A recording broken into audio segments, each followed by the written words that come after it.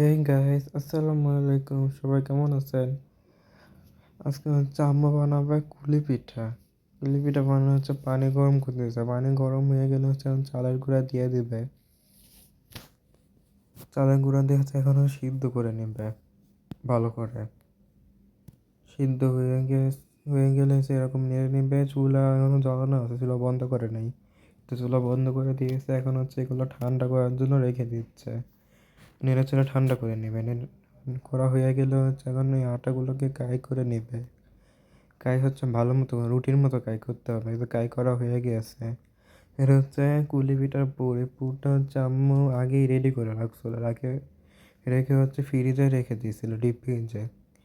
তারপর হচ্ছে ওই আটার কাইটাকে দিয়ে হচ্ছে এখন রুটি বানাবে। রুটি বানানো হয়ে গেলে হচ্ছে একটা বোতলের ঢাকনা দিয়ে হচ্ছে গোল করে কেটে নেবে। এতে এভাবে হচ্ছে সবগুলা গোল করে কেটে নিবে। কেটে নেওয়া হয়ে গেল হচ্ছে নারকেলের পুরটা দিয়ে এই যে এক্সট্রা রুটিগুলো সরিয়ে নেবে। পাশেই হচ্ছে আমি হচ্ছে ইন্ডাকশনে হচ্ছে পানি গরম করার জন্য বসিয়ে দিয়েছি। তারপর হচ্ছে যেমন নারকেলের পুরটা দিয়ে হচ্ছে ওই কেটে রাখা আটার মধ্যে দিয়ে দিবে। পুর বেশি পরিমাণে দেওয়া যাবে না, কমই দিতে হবে না, এগুলো ভেঙে যাবে। আর আপনারা আপনাদের পছন্দের মতো গুলি পিঠার সাইডে শেপ দিতে পারেন। আম্মু হচ্ছে চাপতে চাপতেই শেপ দিয়ে দিচ্ছে। প্রথমে হচ্ছে চাপ দিয়ে দিল, তারপর হচ্ছে এরকম করতে করতে হচ্ছে একটা শেপ দিবে। আপনারা আপনাদের পছন্দের মতো শেপ দিতে পারেন, না না এরকমও রাখতে পারেন, সমস্যা নাই এতে কোনো।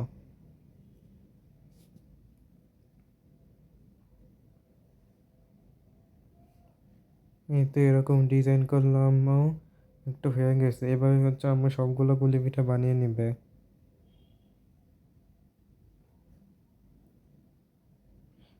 এই তো প্রথম ধাপ গুলি পিঠা বানানো হয়ে গেছে, এগুলো হচ্ছে এখন ভাপে দিয়ে দিবে। প্রথমে ভাপে দিতে ভুল হয়েছে, আমার হচ্ছে প্রথমে ঢাকনাতে ঢেকে দিয়েছে, কিন্তু 10 মিনিট হয়েছে কিন্তু হয় না। তারপর হচ্ছে আমার আগে প্লেট দিছে, তারপর ঢাকনাতে ডাকছে, তারপর হচ্ছে 10 মিনিটই ভাপ দিয়েই হয়ে গিয়েছে।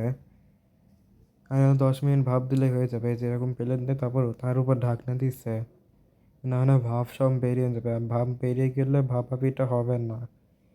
এই তো ভাপা পিঠা হয়ে গিয়েছে, আমি খাচ্ছি। ভাপা পিঠা মজা হয়েছে। ভিডিও ভালো লাগলে লাইক, কমেন্ট আর সাবস্ক্রাইব করবেন। আল্লাহ হাফেজ।